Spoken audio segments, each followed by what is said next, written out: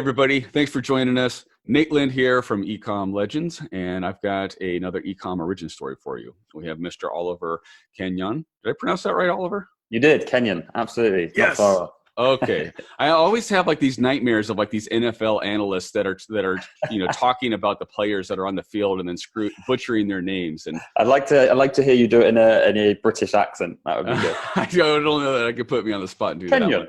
that one. Kenyon, Oliver Kenyon. Nailed it. There you go. Spot on. So I've known Oliver kind of as a just kind of periphery, just as not really deeply for a number of years. We've talked a little bit before, I think, in doing some funnels for me and that sort of stuff. And recently we got reconnected and we're just kind of talking about, what you've got going on and what we've got going on. And just saw some interesting parallels there. And so you featured me live in a video into your group, the Landing Page Lab. Correct. And we talked a little bit about my background and my experience, and we started talking through a little bit of what a direct response funnel looks like, and how they really haven't changed a whole lot in 10 years, like the structure and the flow of them. Yeah, 100%.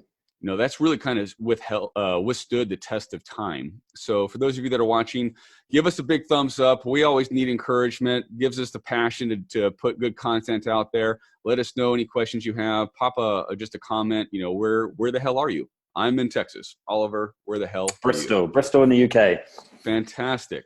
Not so sunny UK. It's I've got English weather outside right now. It's wet and cold, and my dog desperately hates me taking him out there. But when you got to go, you got to go. Exactly.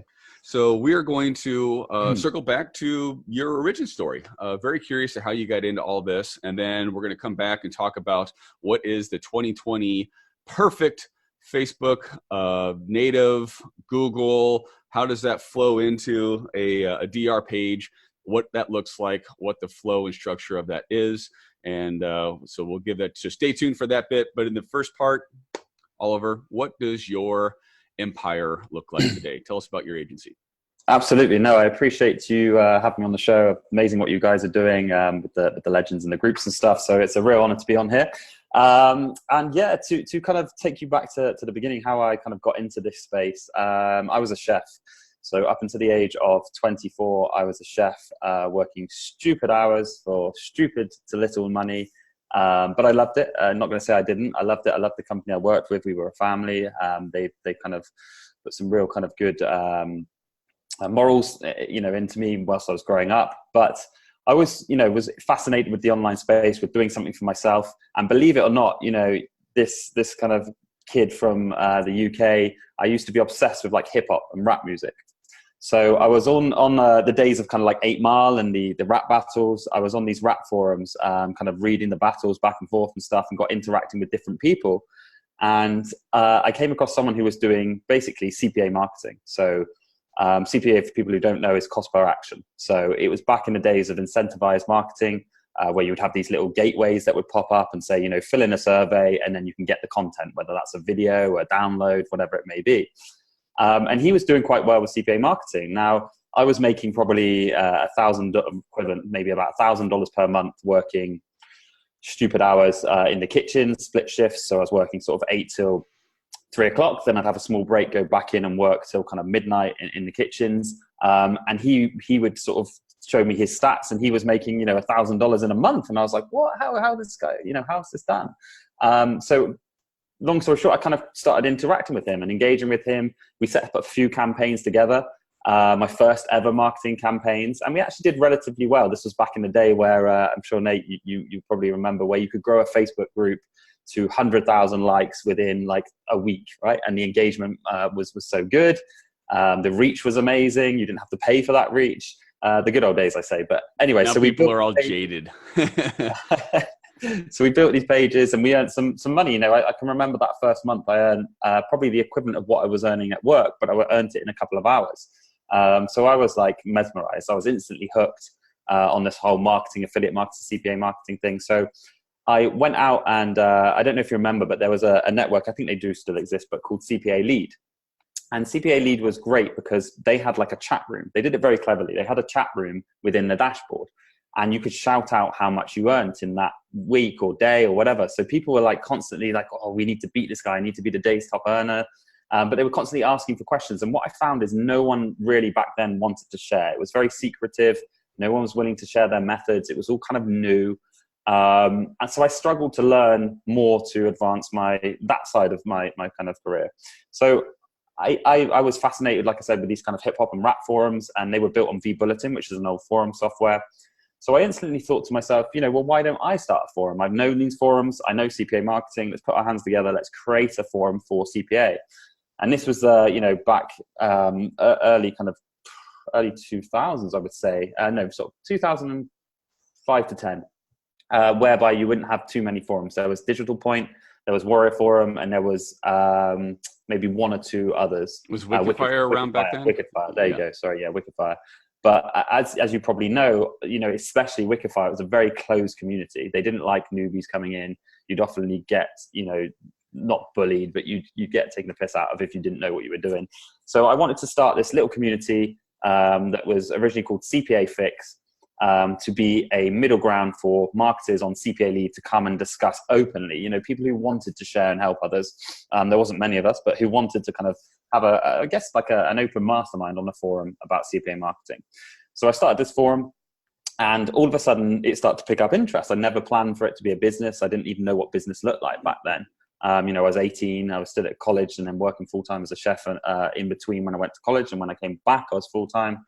And I didn't know what a business looked like, but all of a sudden this forum started growing. I was like, this is getting good. There's a couple hundred people on here, which back then are huge numbers to me. I don't know what this online space is.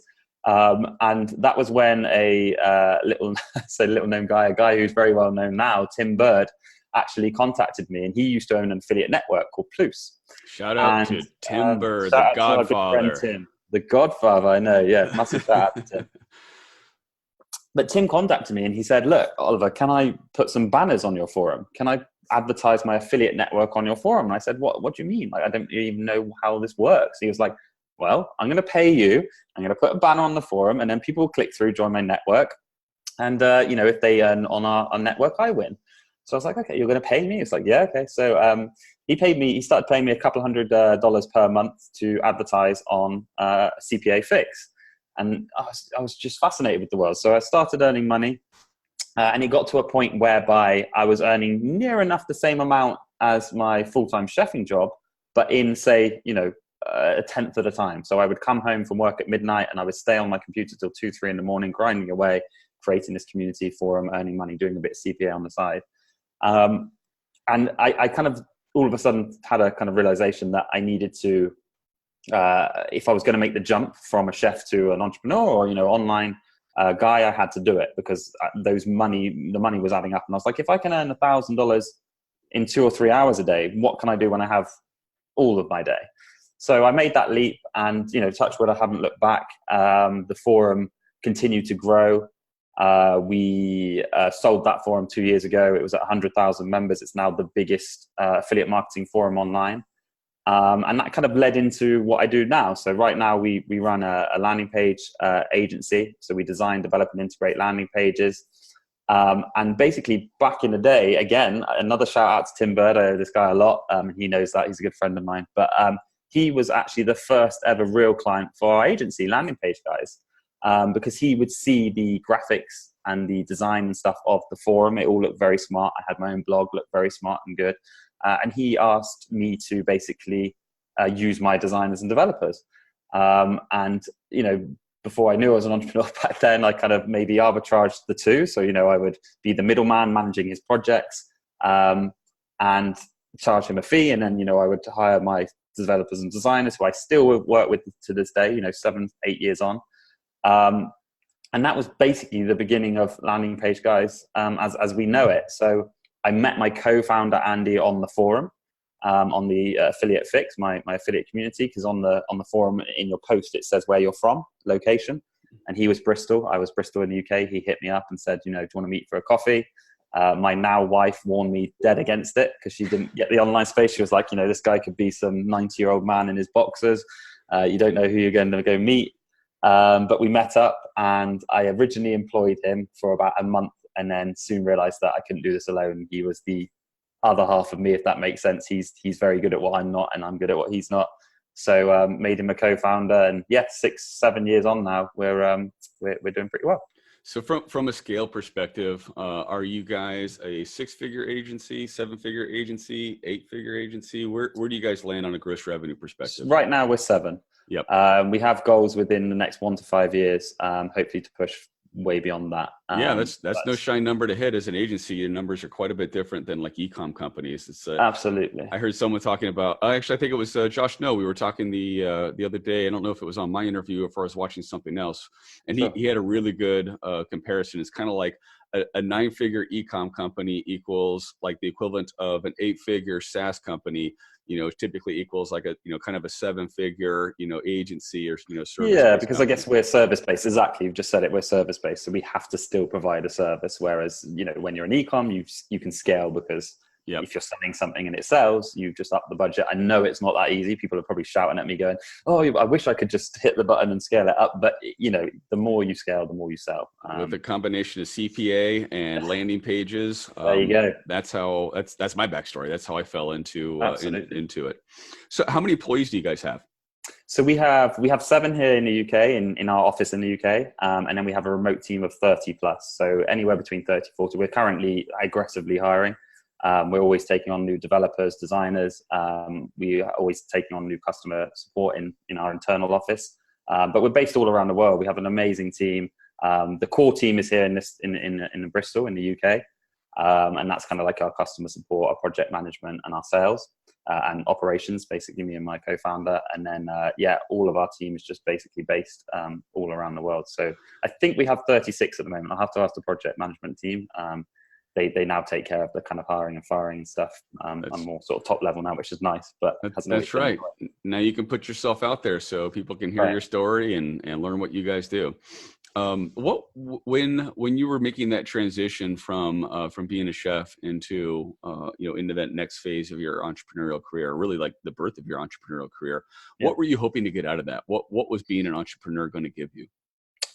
To be brutally honest with you, I didn't know because I was so naive to it. I never thought a landing page could give me the life it's given me, let alone like a little forum that I founded that never even realized I could make money from. So I just didn't know. My kind of background as far as education and stuff is I went to, I can't compare it to the States because I don't know what your system is when I was younger, but I basically went to mandatory school, that everyone had to go to. Mm-hmm. I then dropped out of school in the higher, when you go on to do A-levels over here, which allowed you to go to university. I dropped out. I was never good at school. I wasn't a bad child. I wasn't like naughty. I just had zero interest. I disagree with the educational system in the UK. It's probably similar in the US. But I just had zero interest in what they were teaching me. And my attention span is very, very poor. I kind of mentioned that I have a co-founder, Andy, who is the other half of me. Well, his attention span is brilliant. If there's a problem to solve, if there's something operational, if he has to get technical, he's amazing. Whereas I'm the complete opposite. My brain capacity just doesn't work in that way. I have to be doing completely other stuff. So, in school, I just didn't listen. I used to mess around in class, have a laugh with my friends. And I just wasn't interested. So I dropped out and then I went to do this chefing course because it was the only thing I knew I wanted to do. I enjoyed chefing. When I was a chef, I always envisioned myself owning my own restaurant or running my own restaurant. So whether that was a kind of young entrepreneurial kind of thing, then maybe.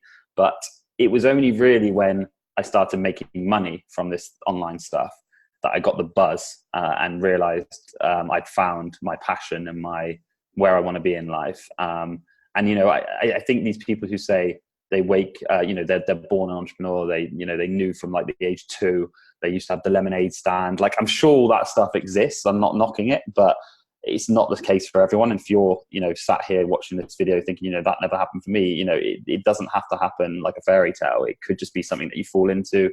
And, now I have an amazing life and I'm very fortunate for what I do, but it wasn't just something that I knew back then that I wanted to do. Who knows when they're 16, let alone 24, that they're going to make a career out of selling landing pages, or they're going to sell a forum for 7 figures. It just doesn't. you can't compute that. So I think it was when I first started making money, I just got the buzz, and making my own money, working my own hours, my own time. For me, that's kind of freedom, really, and that's what I loved and still do. Okay, so those of you that have been tuned in, we are going to get into some more tactical stuff. So Oliver, tell us what do you? Well, let's set the stage. How many landing pages have you guys done since inception? Since inception, it's a question that we're redoing our website right now, and we're actually backdating all our data to find this question out. So I will have an answer for you. I can tell you how many we currently do. So we currently do between 50 and 100 pages or funnels per month. Yep. So this year we should churn out probably around about 1,500 projects as far as landing pages, funnels, websites, stores. So we do a lot. We see a lot go through our course. So it's fair to say thousands. Oh, definitely the thousands. If not maybe over 10,000. Possibly. I maybe by the end of this financial year, we'd be at that stage. We've been doing this for 6-7 years now, but it's only probably the last 2 years last year especially, we start to do some real volume because we scaled the team dramatically and had some realizations in the business. So numbers talk, which is important, so we can get kind of the scope of what we're going to dig into next. Walk me through what is the perfect DR funnel for. Let's just start in health and beauty. That's evergreen niche. What do you see as the typical flow or structure? We talked about this on our Absolutely. other video. I was going to say we talked about this in our group, and I think me and you had about an hour-long conversation off air about it because we both kind of agreed. And it's so the first things first. A lot of people who are watching this will do Ecom, of course. They'll probably all have stores. Most of them will be on Shopify. I'm not saying all, but most of them will be on Shopify, and that's nothing wrong with that. And we always recommend to our clients that you need to have a store. You need to have a branded, these days, and we can go into brand after if you like, but you need to have a branded store that's effectively what we call them is like an authority site. It's basically whereby type in traffic, people can find you, customer support, people come back and rebuy from you. It's basically saying we're a real brand, we have authority, this is what we do, you can contact us, we're very open and transparent, here's a range of our products. Great. Now, the mistake in what we see a lot of people and how we get the quickest wins for our clients is basically when that's all they have. And that's a great problem to have because this is where we can add so much value. If you're sending paid media, and we're specifically talking about paid media, most people, like I say, in your group will probably doing paid media. If you're sending paid media to a store or a product page, in my opinion, and every bit of data we've got points towards you're doing it completely wrong. Yes, you might be making money, but you can make a hell of a lot more doing it the direct response way. Now, how do you do that? As you've just asked, that's when you send paid media to a direct response specific landing page or funnel. So it's not your store, it's not your product page, it's not your product page where you have multiple links in your nav bar, you have Facebook icons in the footer. And what typically happens is people get distracted, they click through to Facebook. An hour later, they're looking at pictures of their neighbor's cats and they don't even know how they got there. And you've just paid for that click. So when they're buying something from your competitor on Amazon. Right, exactly. So when every click counts, that's why you need to take them down these aggressive direct response funnels. Now, what does that typically look like? Again, Nate, we had this conversation the other day. It hasn't really changed. It's just more the overall look and feel has changed slightly. But the funnels themselves that convert the best are still your typical 4-step landers. So it's typically a landing page, and keep it simple, stupid. So we can go through, by the way, if you like, we can go through the kind of breakdown and science behind the landing page, but I'll just take you through the funnel first. It's a landing page, a sales page, which normally would just advertise one product. Keep it simple. Just give them the cleanest possible way of getting in that funnel. So it's one product. Maybe it has the option to buy a couple of different things or something on it on the next page. Possibly. But yeah, that would be later on down the funnel. So one product, you then take them to a checkout. So that's the second step. And by the way, this is all direct response. So there's no navigation as far as you can't click through to different pages. It's just one long sales page that sells one product. And then at your footer, you've got like terms and conditions and privacy and that sort of stuff from a compliance perspective, but that's below the fold. It's down. You are spoon feeding this customer click here, move on Right. to the next page. Don't go to Nothing else you Facebook. can do. Exactly. Don't click on the customer service number. They don't even know, there's no reason for them to contact customer Absolutely. service. This is this is a brand new customer, fresh face, never seen or heard of you before. Absolutely. Yeah. And we can, like I say, we can talk about the science of how the pages should be laid out, but landing page, checkout page. So again, as Nate mentioned, you could have, bundled options on here if people want to buy more, or you can do this on the next step, but you have a checkout page. And again, we can talk about what should be on this page, but you need to have your kind of payment seals, your trust seals, maybe some social reviews on there. They go through the checkout, then they're faced with a post-purchase one-click upsell. So you've already taken their payment details. They paid for that product. They're in your back end. They're going to be shipped that product. That's fine. It doesn't have to be a physical product. Then they're taken to a post-purchase one-click upsell. So what this means is they've already entered their billing details on this step. So you don't have to ask them again to enter those billing details. It's wait, this is where you could bundle, or you could sell something else. You could cross-sell, or we get, and again, I'll probably going off the question a bit, but we get clients that say, well, Oliver, how can I do an upsell? I don't have another product. Just sell more of the same product at a discount. Or you can even do something as simple as doing a VIP upsell for customer support. So a $5 or $10 rebill per month. And for that, you get expedited customer support. You get a phone number. You get put in a WhatsApp group, whatever. Just some benefits that's going to benefit that customer. You may get a report that's auto generated. It doesn't have to be a physical product. You just want to sell them something else because you've already got their details. One click post purchase.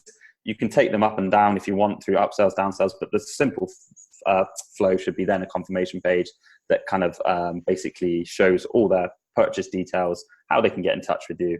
And it's as simple as that. It's a 4-step. So it's a sales page, checkout page, one-click post-purchase upsell, thank you page.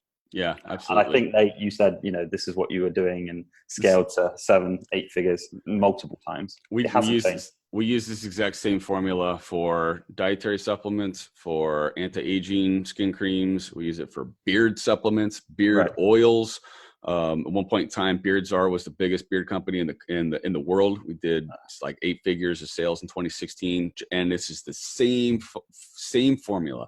Now, for that one in particular, it was a little bit more challenging because we had to go find all the science and research around what the problem was, and then what the solution was, and that's where the story of the product, what it does to provide the solution for the problem. And that's when you start getting into more advanced techniques with detailed copywriting. Very copywriter can mean the difference between success and failure, just like your funnel can. There's a couple of few formula pieces here that's really important. A lot of people are in the Ecom Empires universe. They're doing exactly what you just described. I'll probably post this a version of this or replay of this in my CPA group as well. Of course, those guys are all old hat. They know about that stuff. So maybe we can talk a little bit about what are some of the things, maybe some nuances or some, get into some of the science, like, time decay, of course, on the checkout page. But let's go back to the sales page. So typically a hero image of some kind. It might be somebody holding the product, or it might just be the product itself. Actually, that's a question. Is the product by itself the preferred hero image nowadays, or do you want like some action photo, like it out in the world, or a model photo? What's the latest trends in that? As far as images, we tend to see anything that's authentic as possible. I mean, it went through a phase where everyone thought they had to go into a studio, they had to get models, they had to get really fancy pictures of people holding this. And we now live in a world where influence is everything. Everyone's talking about influence marketing. Everyone looks on Instagram. And really that's where you want to focus your imagery on your page. Anything that's organic, that's as normal as possible, as far as a testimonial, as far as a picture, as far as a review. It needs to feel real. People need to connect with it. So you mentioned like the science of the page, and let's start with the sales page. Typically speaking, whenever we do any, not just sales pages, any landing pages, there's some crucial things and elements, and if it's okay, I'd like to run through them. Yes, let's do it. That you should have on your page. Now, when it comes to a sales page, the first and foremost, the most important, well, one of the most important things when it comes to designing a sales page or a landing page is to follow the AIDA principle. I'm sure you're familiar with it. If people who are watching this aren't, I'm going to run through it. Just Google AIDA. I won't do it justice on this video, but I will run through how we can apply that to a sales page. So AIDA stands for attention, interest, desire, action. If you Google AIDA principle, you'll be able to read a lot more into it. But what does that look like on a sales page? So it looks like attention above the fold. So we need to get their attention. How do we do that? Well, Nate just said it. We have a nice picture of the product or someone holding the product or using the product.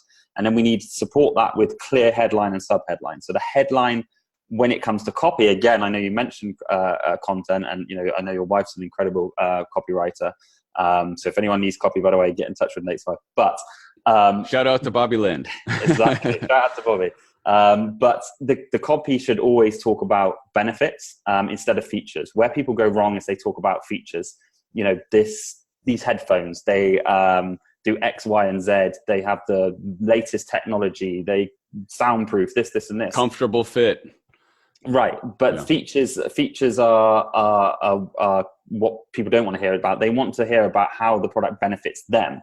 So there's an amazing, and I know I'm jumping between things, but there's an amazing image that we use in some of our talks. When we did Affiliate World in Barcelona this year, we used it, and it basically shows two different ads. One, both iPhones, both selling the exact same iPhone, but one of the iPhones, the headline above says the latest iPhone with a 12 megapixel super zoom camera. And the other one, it's exactly the same, but it says, take long-lasting pictures and long-lasting memories of your family. And that ad converts 10 times better than the one that talks about the features, because people want to know how it's going to benefit them rather than the latest features. So when it comes to copy, definitely speak about your benefits over features, but you need a strong headline and a subheadline. Normally we do that by breaking the subheadline into bullet points.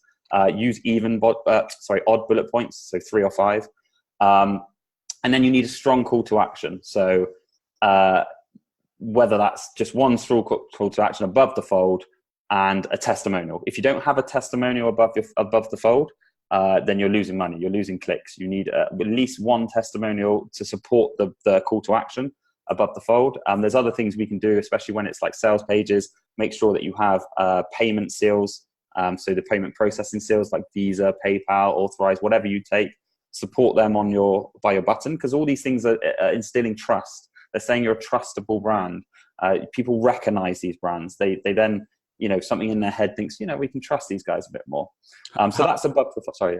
I'll just say, how much of your design work now is focused on mobile devices versus desktop or tablet devices? Or would you say, is it 80-20 mobile? Is it? There's definitely a stronger focus on mobile, but there's just a lot of little tips that you can do on mobile to increase conversions, which I'll 100% share. Yes, shortly, that'd be great. So we've got their attention. That's the A. Now we need to pick their interest. So AI, interest is done by showing people the benefits of your whatever you're selling and how it's going to benefit them and how easy it is for them to use it. So normally we would do that with these 1, 2, 3 step things. So 1, buy the product. 2, get shipped and wear the product. 3, have the best experience with your music ever if we're selling headphones, right? And we just tell them a few benefits and a few features about the product. We pique their interest. Now, as I'm scrolling down, we need desire.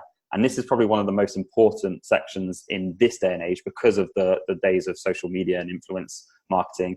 It's making me desire that product via other people. So social proof, case studies, testimonials. When it comes to testimonials, always support your text testimonials with a picture.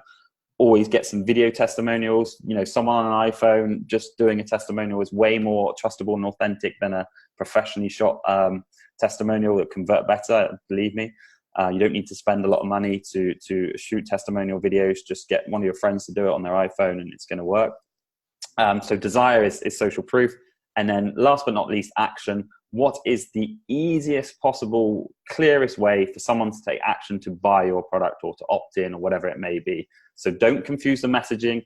Don't have 2 call to action buttons. Don't have a phone number and a form and a button. No, just one very clear call to action to take them to the next step. So we've got attention, interest, desire, action. AIDA principle is something we kind of live by here. So yeah, as far as the science, follow the AIDA principle. We've kind of talked about things like trust icons, social proof, which are just as equally as important. And then when it comes to coding, again, Nate, we touched on this the other day after the call. I think it's just making sure that your pages are fully optimized, page speed optimized. Most importantly, you can go to tools.pingdom.com or gtmetrics.com or Google Page Speed Insights.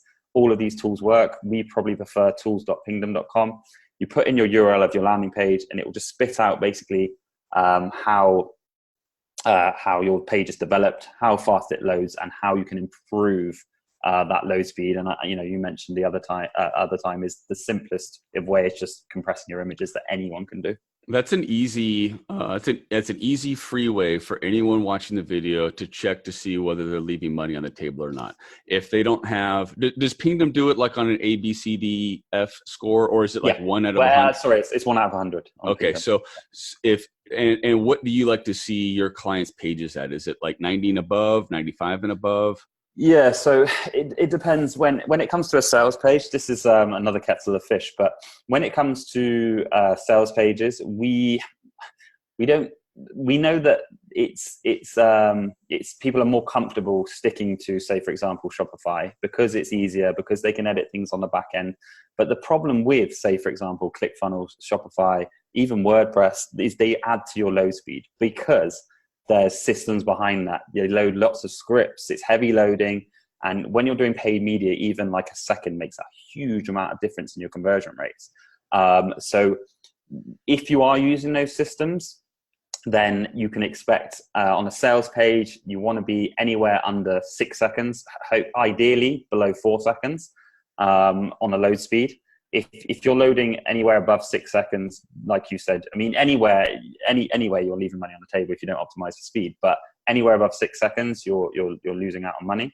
But the best possible way to do this is to strip it outside of any CRM, any landing page builder. Get it developed statically. Now, how do you do that?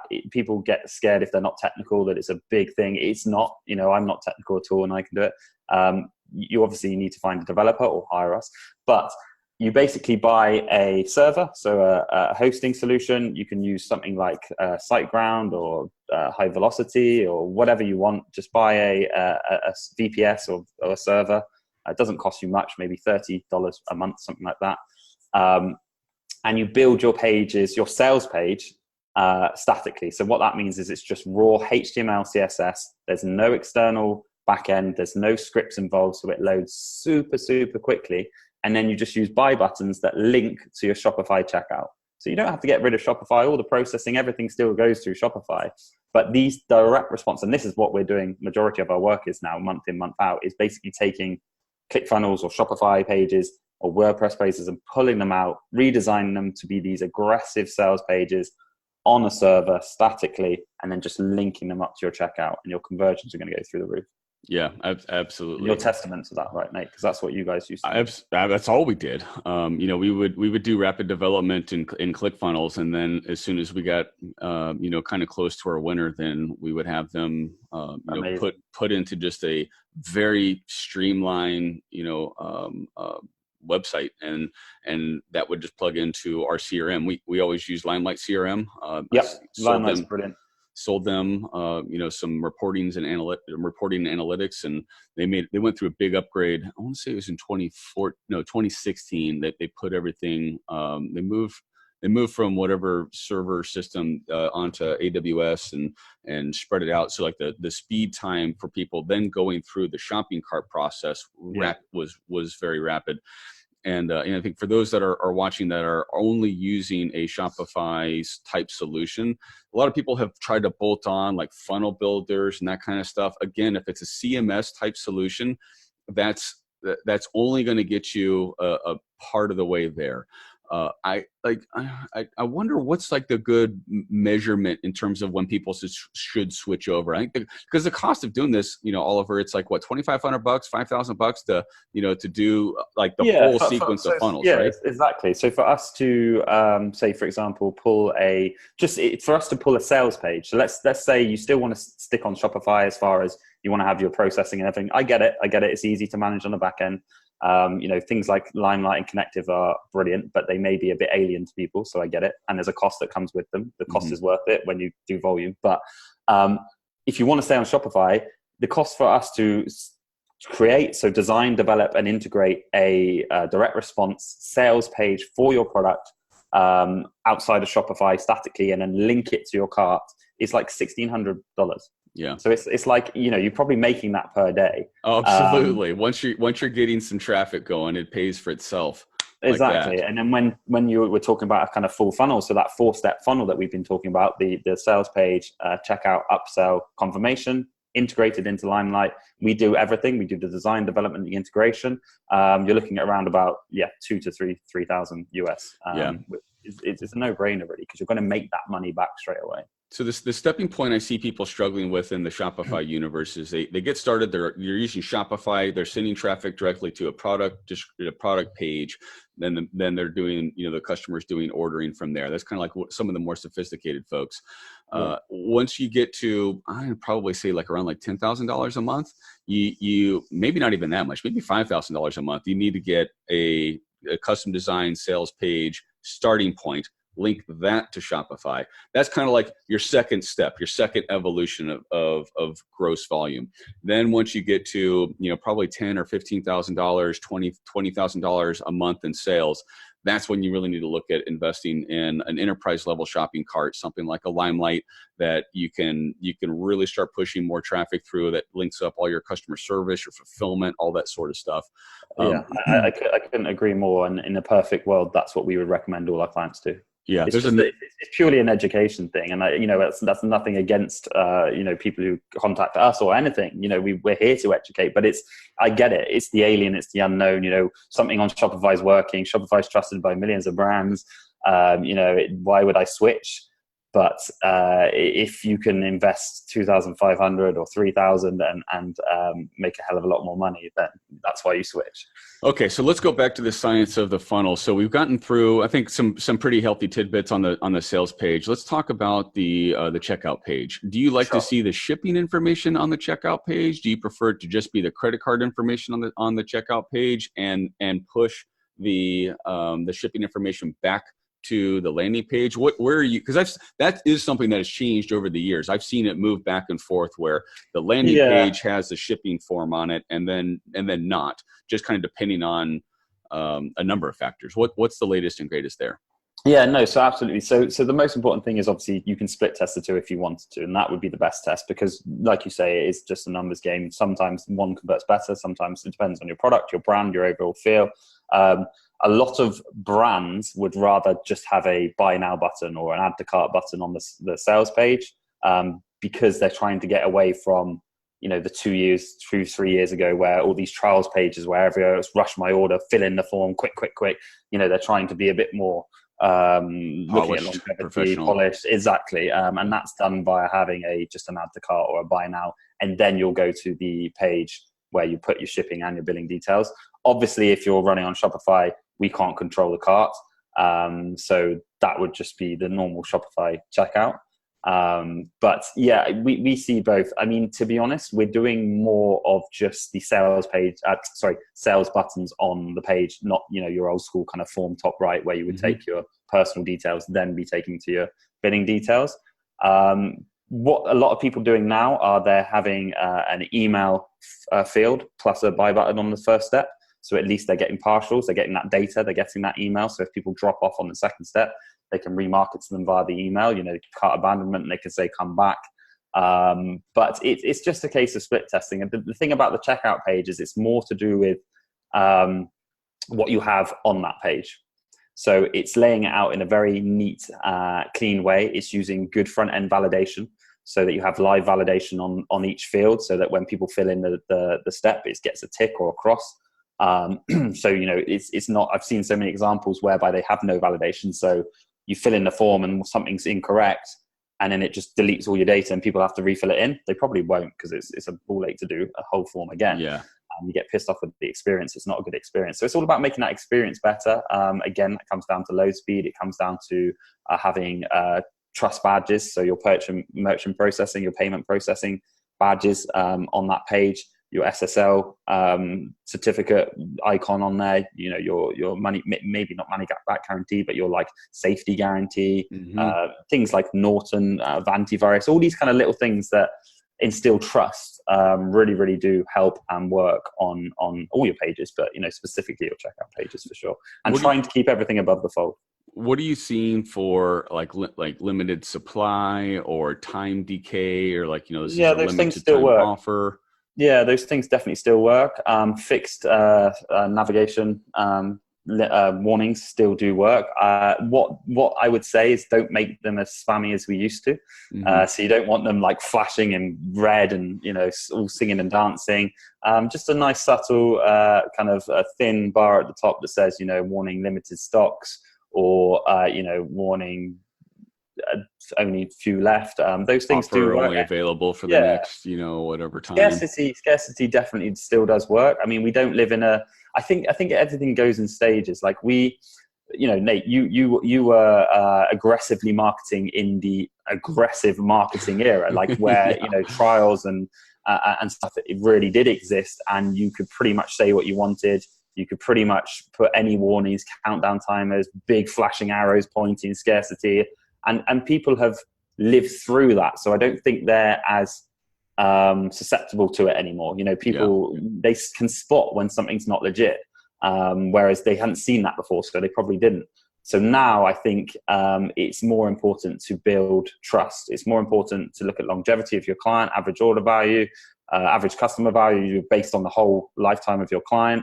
And how do we do that? Well, a lot of companies are just building these more branded, trustable pages. But it's not to say the tactics don't still work. Scarcity still does work. You just have to do it in a bit more of a classy manner. Yeah, it's psychology. It's human nature. Those principles never go away. But the tactics used or the display method that's used can change. Okay, good. So I'm visualizing this, seeing the checkout page, a little bit of scarcity, a little bit of maybe some time decay. Helping people work through, the process, kind of like the order not complete after 10 minutes or something like that. Just that thing still works. Yeah. Definitely. Yeah. Go ahead. Yeah. And that gets me all the time too. I mean, Eventbrite does that for almost any event you go to. You've got like 10 minutes basically to fill out your information. It's annoying because you're still going to be able to do it, but you're just going to have to fill everything back out. So exactly. It does still work. Those things still work, definitely. So let's talk a little bit about so this would be for somebody that has control of their checkout page. So it may not be as applicable to someone that's using Shopify. So at this point, if you can get into reducing the friction on the numeric field. This is something I actually talked about with Russell and Dave Woodward for ClickFunnels. They still don't do. And I don't know how they haven't done this yet. If you're on a mobile device and you get to zip code, for instance, in the US, it's always numeric. It should pop up a keypad. So you're phoning your friend as opposed to the little keyboard that you then have to click. Switch to numeric. Yes, exactly. So for anything numeric that's possible, this was always something we did to optimize our sales page or our checkout pages. Ensure that numeric fields pop up that keypad, not the keyboard. Yeah, that's a great tip. And I think this kind of comes on to your question about, mobile optimization. And it's mobile, your mobile content, as far as the AIDA principle, as far as all these things we talked about, shouldn't really change from your desktop, because it's still the science, it's still the principles of how you get someone to convert. It still should still all be there, but it's more about making things as easy as possible on mobile. So that kind of thing is definitely crucial. Like you said, switching to numeric based on what the field is on the form. Front end field validation is crucial. Another little thing that we do on mobile now is on our sales pages is always have a pinned sticky scrolling button. So you imagine your mobile device. Let me see if I can do this. So your mobile device is here. You're on a landing page. Just here, when you scroll, is a sticky button. Wherever you are on the page, whenever you scroll, by your thumb, where you're naturally going to click. Not so you have to stretch your thumb up. You know, there's a sticky button. It's not taking up too much real estate, but it's there, and it says, you know, add to cart or shop now or buy now. It's just all about making that experience as easy as possible, and then it just comes into basically positioning. You know, making sure that your value proposition, your headline, subheadline, an image shot, and a call to action with a testimonial is all above the fold. Now, believe me or not, that's not easy, but it is doable. You can get all those things in above the fold. And that kind of initial above the fold is so important. You know, there's a stat that says you have 3 seconds on desktop and mobile to get your value proposition across. And if it's not clear enough and people can't take action, they're not going to click on it. They're going to click away. Oh, by the way, if it takes 6 seconds to load your page, you just lost that 3 seconds plus. Right. Yeah, good point. And especially on mobile, you know, page speed is everything on mobile. People will just click away. So it's just crucial, you know, all those kind of things. But I think, yeah, when it comes to mobile, it's just about, everyone said, you know, the buzzword 4 or 5 years ago was responsiveness. Yes, your pages still have to be fully responsive, but you also have to be mobile optimized. That's what we say. We don't have responsive pages. We have mobile optimized pages. You know, hiding certain elements on mobile is not a bad thing. You want to condense your content a little bit. Just make sure you've got those key elements in. Scrolling, fix button on scroll. Validation tips that you just said are brilliant. And just make sure everything's super quickly and easy to fill out. One of the tricks that I always did is we would create a mobile specific page and then a desktop page. And then we would have a little redirect script that on any of our incoming paid traffic, it would hit this redirect script, which would detect their device, send them to the mobile page. And again, that was just picking up milliseconds, you know, here and there. So then instead of sending it to one page that would do that detection, and then it would kind of shrink and move stuff around or expand it out, we actually had 2 different sales pages. We had mobile focused sales pages and then tablet and desktop focus pages. Are you seeing that trend out there? Is that it doesn't exist as much as it did when it was the kind of trial and you know, straight sale funnel kind of stages, when everyone was doing health, mail enhancement, that kind of thing. I totally know what you did. We've done a lot of them, you know, m.dot or the root domain, but you know, you can still build separate mobile flows. But to be honest with you, if you have a developer who's good enough and can really optimize that page speed, it's just more about hiding certain elements and just making it as easy as possible on mobile devices to purchase your page. You don't necessarily need a separate flow, but again, split test it if you can. If you've got the money or if you've got the team, then 100% worth split test. Got it. Okay, so we're in the science of the upsell now. So page number 3, they've already filled in their credit card information. They've bought the first, you know, gadget or a couple of them, or first, you know, bottle of supplements or whatever it might be, and several after that. So now we're having an additional offer. Could be the same thing, you know, just more at an even larger discount, or it's a complementary product. Now walk us through that. Again, Sure. We're focusing on the above the fold, everything that you're seeing on a mobile device or on a desktop. That's where we used to run Inspectlit, Crazy Egg, like those different, you know, analytics tools. And I want to say 90% of customers never scrolled past the top fold of any of the pages almost. Yeah. So take us through your tips on the one-click upsell. Yes. So pretty much how you described. So you check out, you've already made your purchase. What's on that one-click upsell? Like I said, people might be watching this going, well, I don't have any other products. Just sell a bit more. So whether or not you're selling, you know, shampoo, and you've sold the first unit for $10, right? Well, let's do 3, you know, get 5 units for an extra $30. You know, just sell some added value. You've already got that person in your funnel. They've already purchased, but you'll make so much more money on the back end if you do these kind of upsells. Right, well, you don't want to sell more of the same product. Fine, well, do some form of membership, do some form of expedited or advanced VIP customer support, put them in a support group, a Facebook group, grow your community, grow your list, grow your audience. Discount club. A discount club, you know, $5 recurring every month, and you get some discounts sent to your email, or you get your membership allows you to come back to the authority site and buy it at a discount. It's just about having it and making it so easy for people to opt in. Now, it's very clear that they're going to have to pay more. But what people don't realize, and it's not not that we're trying to trick them, but they've already filled in the payment details. Yeah, So they're hot. They're buyers. They're interested. They're motivated. They get their credit card out. Right. So it's very, if you price it right at a low enough cost and people see value, they're just going to click that add to cart. So how do they do that? Well, as you said, it's all above the fold. We never use anything longer than above the fold on a one-click upsell. It's a picture of the product in the middle, or, the multiple products. Say you get 5, you stack those bottles, make a nice big trust seal that says, amazing discount today. Your headline should be something like, for today only, or, this week only, we're allowing our customers to purchase 5 bottles for the price of 3 or something, or, this VIP package or something like that. And then, it's just a very clear call to action that says, yes, please. If they click it, it bills them for that, and then they're taken to the confirmation page. And then underneath, just, Nate, I don't need to tell you, but it's a very small one-liner that just says, no thanks, take me to the confirmation step. You don't want to scam these people. You don't want to make that no thanks too small. You don't want to hide it. You have to have it for compliancy reasons. But just make the offer good enough that people are going to click it. Big, nice button, and then underneath a little bit line of text that says no thanks. Either way, they're going to the confirmation page. If they've clicked for the upsell, take them to the confirmation page with the upsell price on it as well. If not, it's just the standard price that they bought the front end offer for. Yeah, I have found statistically that those one-click upsells, you can see on the low side, 30% take. On the high side, 90, 95%. But imagine if you didn't have one. Yeah. And if you don't have one, you get 0 of that. Right. That's a guaranteed 0. So you may as well ask, give them the option to opt out of it. But that's a really good proving ground for different complementary products.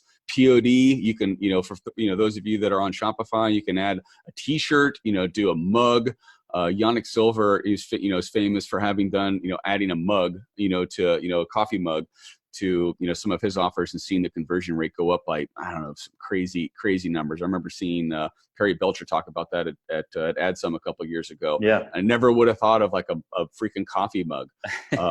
But like there's that stuff, kind of a cutesy saying. You just look at what your demographic is and see what interests they have. And at this point, you can upload their interests into a variety of different tools, or upload their emails into a variety of different tools, see what their interests are. And then just start trying stuff. And then I'm a big fan of low cost split testing. So don't go and invest in a whole bunch of inventory. Just try stuff. Right.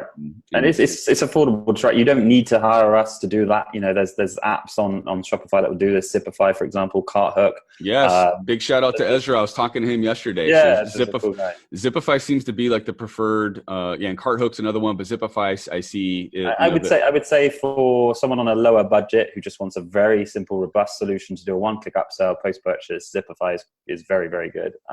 Cart Hook is a little bit more advanced. You can do some really good stuff with Cart Hook if you've got the budget. Then Cart Hook. But for someone who's watching this who just wants to simply add a test and do a one-click upsell to their store, go and get Zipify. It does what it says on the tin. It's great. Good. Okay, so now let's zip over to the thank you page, order confirmation. So of course it's got the order information, as much detail. I see sometimes people doing like Facebook Messenger or SMS order updates here. What's some other magic on the thank you page? What else are you seeing? I think again, it's we've gone past the day, hopefully, of these kind of scammy offers and trials and stuff where you don't even put any customer support or any contact details on there. You don't even show them their order because they're going to get pissed off that they've just been hit with 7 upsells and their bills come to $6,000 recurring. I think it's all about being open, honest, and transparent. So just having that order summary, having somewhere they can contact if they need to change the shipping. You want to limitate try and eliminate any bad reviews, any bad customer experiences. So you want to show them exactly what they've just done and what they purchased, where it's going to be shipped to, and then if there's a problem, how they can get in touch to rectify that. Because the last thing you want them to do is charge back or cancel their billing or go and write a bad review because you didn't provide that. So it's all about customer experience these days. It's about building a brand, building a customer experience, So doing that. One thing you can do is like I say, not enough people are doing this still because they believe that you can't do it, I don't think, on maybe consumer products, but like build a community, have a link to a Facebook page. You know, do you want to, even if it's like beard oil, you know, like you guys used to sell, do you want to network with other cool dudes who have beards, or, you know, Yeah. create a man's club, or Yep. it doesn't have to be around that specific product, but it's all about building that audience, building that community. You know, pay someone on Upwork $100, $200 per month to run your community and keep it active. But then you've got an active pool of people who are going to be interested in buying your product again, whether you cross sell them, whether you send them something else. Yeah, and you know, people are going more and more this way. They're going more and more branded. I keep mentioning it. It is about brand these days. It is about building real business.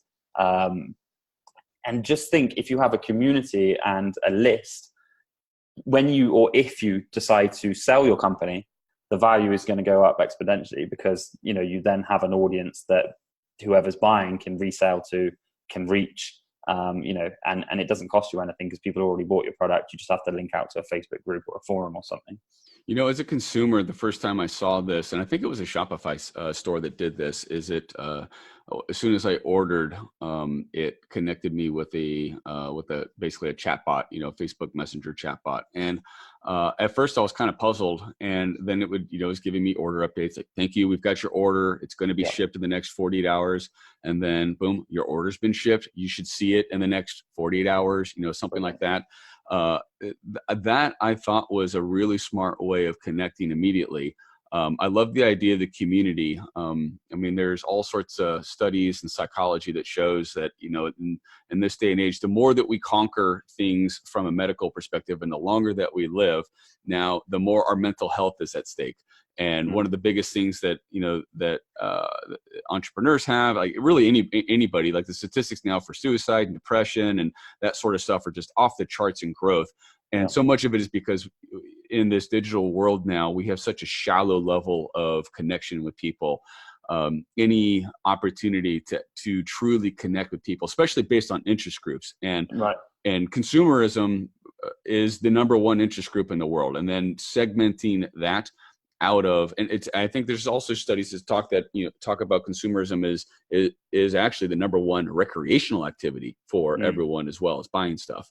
So then looking at your brand or your product offering as a niche or a segment to unite others, like in the beard universe, you know, could be in like the tactical space, you know, with flashlights and that kind of stuff. We've got some members of the mastermind that are they focus on military and you know, do jewelry and that sort of stuff for them. Like those, that's why Harley's done so great over the years, is they've really committed their brand to building a community where Harley riders can come and belong. Absolutely. That's super important. So those are a number of good tips there. Thank you. Awesome. Good. Well, man, I think that we have cracked the lid on the latest and greatest in funnels. This is something I could talk about this for hours. Yeah, right. And in fact, we'll have to do a circle back up again, and maybe, I know you're doing some you're doing some site audits in landing page labs, right? Yes. In your group. Yes. That's awesome. So so we're doing like a weekly audit. So basically, if you go to landingpagelab.com, you can join our free community. And yeah, every week we'll put out a post. People can post. If you'd rather not have your page audited in the public domain, I understand that some stuff is sensitive. Just inbox me, but people can post the links to their pages. Fuck that. That's limited thinking. That's scarcity. Be abundant. No, there you go. You're the best at what you are. Just put yourself out there, and the rest will come. If you're worried about hiding and disclosing and that sort of stuff, it's the wrong mindset, my friend. You'll never crack the 7, 8, and 9 figures. I love that. So yeah, anyway, don't inbox me, put it right on the post. And then, yeah, basically every week we'll do a live audit where we open up these pages. We'll select a few each week, and we'll audit, and we'll just give you some real actionable tips. It's not about us selling. It's just literally about giving you value. If you just do one of these little things, you'll see an increase in conversions, and who doesn't want more money, right? You're already paying for the advertising. You may as well convert more people. It's stupid not to. I think that if you've got if you're at the point where you're spending 4 figures or more on paid advertising, you may as well have an optimized sales page. And Right. even if you're using, Shopify, get an optimized sales page. It's also really good to invest some money into some good copywriting. Getting, understanding all of the headlines, and then, the benefits, and all of that flow. A copywriter can do that for you. And they pay for themselves in the first month or so. We gave a talk in Barcelona at Affiliate World, and we opened up by saying every single, I looked, we've been to lots of shows, and we're fortunate to work for some amazing people and be connected with amazing people like yourself. But every one of these shows, all the talks are about traffic. They're all talking about scaling traffic, optimizing your Facebook campaigns. How can you get more traffic? Now that's great. That's really good. Everyone wants to learn how to scale, but what everyone forgets is you can actually, we've got a quote on our wall, and some people agree with it, some people don't, but it's a good thought-provoking quote, and it just says, it's much easier to double your business by doubling your conversion rates than doubling your traffic. And a lot of people forget about that. Like they've stuck with the same product page or store or something for years, and they're just become obsessed with scaling traffic. How can I get more traffic to this page? But you can actually make those margins way easier and way better by optimizing your funnels, building these direct response sales pages.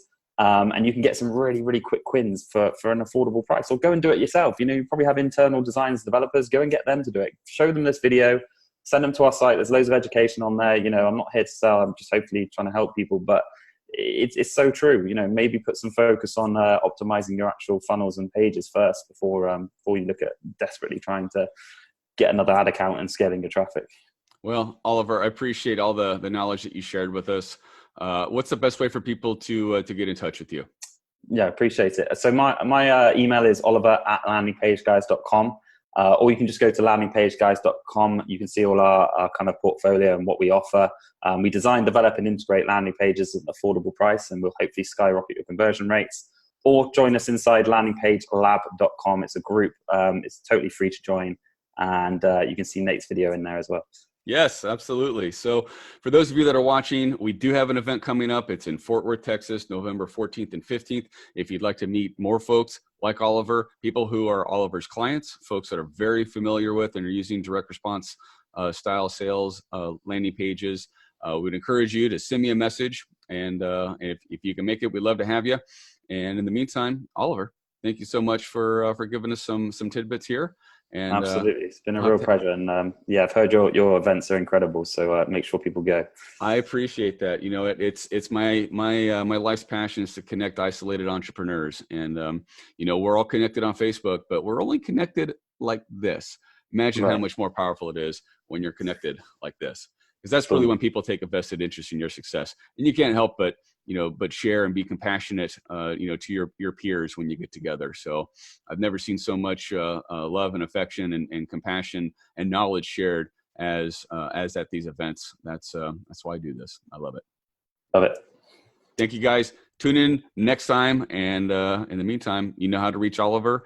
Feel free to send me a message and leave us some comments. Any questions you have about this? Oliver will be active in the group. He'll respond to stuff as well. If you've got an idea for someone to interview, if you've got some issues or challenges that you want help with, just leave a comment. That encourages the hell out of me to go find solutions, go connect with people that can answer those. This is one of many interviews based on the feedback that you guys provided to us in the surveys recently that we put out there. So thanks again for your guys' encouragement and your comments. We appreciate more of it. Peace out, everybody. Thanks, guys.